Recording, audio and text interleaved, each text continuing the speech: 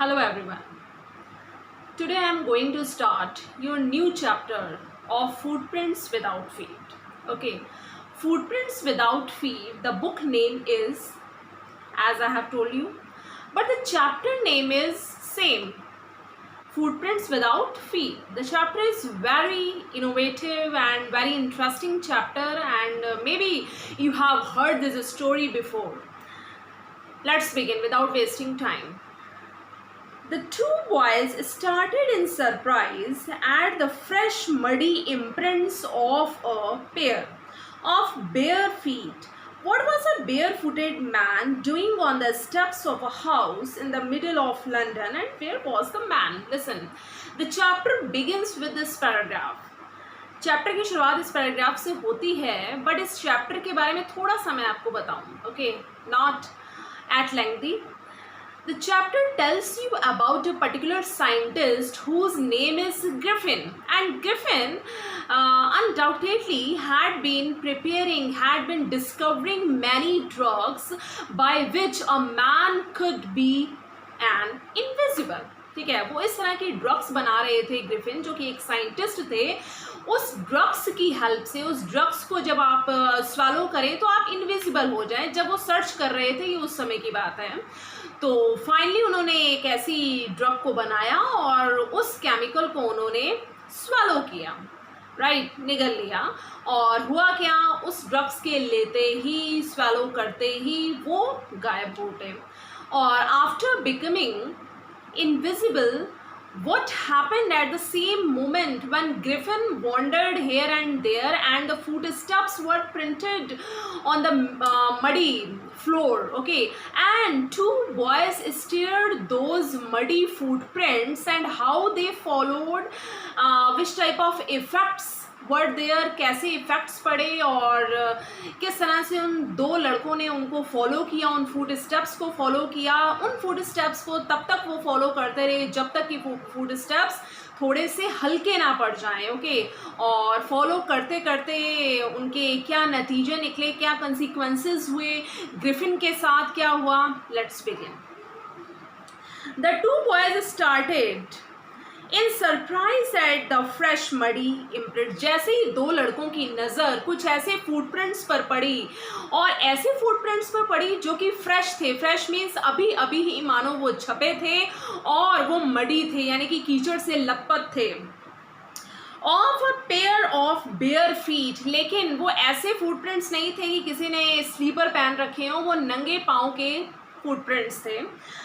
What was a barefooted man doing on the steps of a house? क्या कर रहा था वो नंगे पाँव वाला इंसान जिसके स्लीपर्स नहीं थे, और वो फुट स्टेप्स जो थे वो उसी इंसान के थे, और उस घर के स्टेयरकेस पे वो क्या कर रहा था.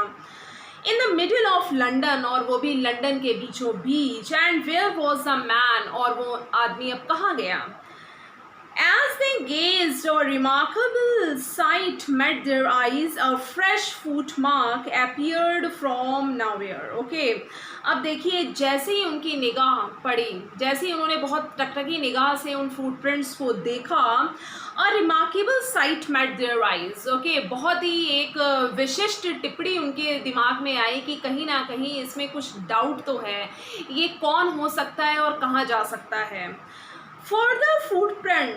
Further footprints followed one after another, descending the steps and progressing down the street. The boys followed, fascinated. Fascinated means attract हुए, okay, until the muddy impressions became fainter and fainter and at last disappeared altogether.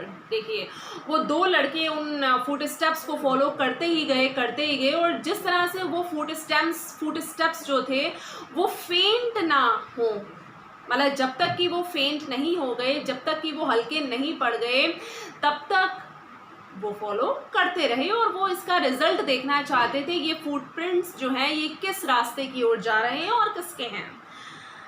The explanation of the mystery means रहस्य. The explanation of the mystery was really simple enough. The bewildered boys, means जो confused, जो puzzled boys थे, had been following a scientist who had just discovered how to make the human body transparent. अब ये जो explanation था mystery का, यानी कि जो ये रहस्य था, इसका explanation किसके पास था? केवल उस scientist के पास. उसने ऐसी drug क्यों ली और किस लिए ली? Was really simple enough. ये बहुत ही साधारण था इसका उत्तर देना. The bewildered boys had been following a scientist. उन्हें नहीं पता था वो एक ऐसे साइंटिस्ट को फॉलो कर रहे हैं जो डिस्कवर कर रहा था कुछ ऐसी ड्रग्स, ठीक है ना, who had just discovered how to make the human body transparent, जिससे कि ह्यूमन बॉडी ट्रांसपेरेंट हो सके, जिसके आर पार देखा जा सके, जो गायब हो सके. Griffin, the scientist, had carried out experiment after experiment to prove that the human body could become invisible. Finally, he swallowed certain rare drugs and his body became as transparent as a sheet of glass, though it also remained as solid as glass. अब देखिए, Griffin वो scientist थे, हम नाम दे दिया गया है जैसा कि मैंने आपको बताया है. ग्रिफिन एक ऐसे साइंटिस्ट थे जिन्होंने बहुत सारे एक्सपेरिमेंट्स किए. Okay, he did many a lot of experiments, okay, to check that drug. तो उन्होंने एक ऐसी ड्रग बना ली, एग्जामिन किया बहुत अच्छे से उसको, और एग्जामिन कुछ इस तरह से किया कि उन्होंने उस ड्रग को खुद लिया और वो खुद इनविजिबल हुए, और उनकी बॉडी इतनी ट्रांसपेरेंट हो गई जैसे कि glass, though it also remained as solid as glass. और वो बॉडी पर इफेक्ट क्या पड़ा? वो बॉडी कैसी थी? जैसे कि ग्लास की तरह बन गई.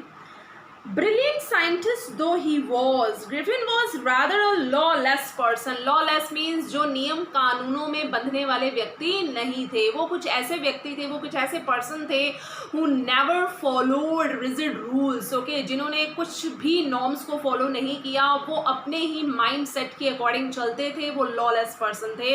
और यूँ भी कह सकते हैं कि इंटेलिजेंट तो थे, ब्रिलियंट तो थे, लेकिन बाउंडेशंस में बनने वाले नहीं थे वो. His landlord disliked him, और उनकी जो लैंडलॉर्ड थे वो उन्हें डिसलाइक करते थे, पसंद नहीं करते थे, and tried to eject him. In revenge, Griffin set fire to the house to get away without being seen. He had to remove his clothes. Thus it was that he became a homeless wanderer. यानी कि वो अपने landlord से बदला लेना चाहते थे क्योंकि उनके लैंडलॉर्ड उनको पसंद नहीं करते थे, उनके एक्सपेरिमेंट्स को पसंद नहीं करते थे. जिस तरह से वो एक के बाद हर रोज़ जो है एक्सपेरिमेंट करते थे अपनी ड्रग्स के लिए, अपने लैब में, अपने घर में. तो इन चीज़ों से उनके लैंडलॉर्ड जो है बिल्कुल भी नाखुश थे. तो इसका बदला लेने के लिए, रिवेंज मीन्स बदला लेने के लिए अब क्या सेट किया उन्होंने? देखिए, Griffin set fire to the house. उन्होंने घर में आग लगा दी. To get away without being seen, यानी कि आग भी लगा दी और वो चाहते थे कि कोई उन्हें देख ना पाए. तो उन्होंने क्या किया? ही हैड टू रिमूव, उन्हें अपने कपड़े हटाने पड़े.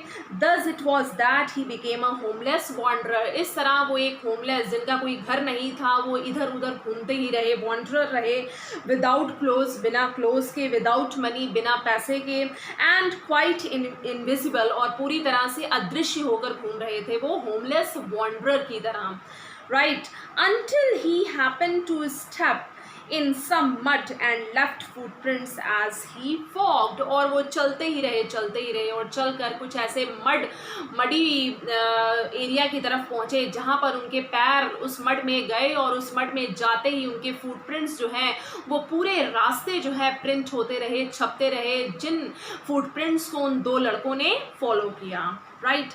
He escaped easily enough from the boys who followed his footprints in London. और वो बहुत ही आसानी से भागते रहे, छिपते रहे, किनसे? उन दो लड़कों से जो लंदन में उनका पीछा कर रहे थे. But his adventures were by no means over.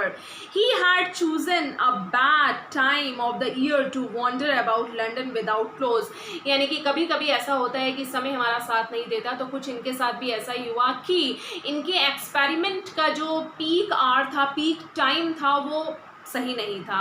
उन्होंने एक्सपेरिमेंट किया तो सही, उस ड्रग को बना तो लिया, लेकिन क्या वो टाइम इनके लिए क्या था? फेवरेबल था? नो. क्या अनफॉर्चुनेट था? देखिए क्यों.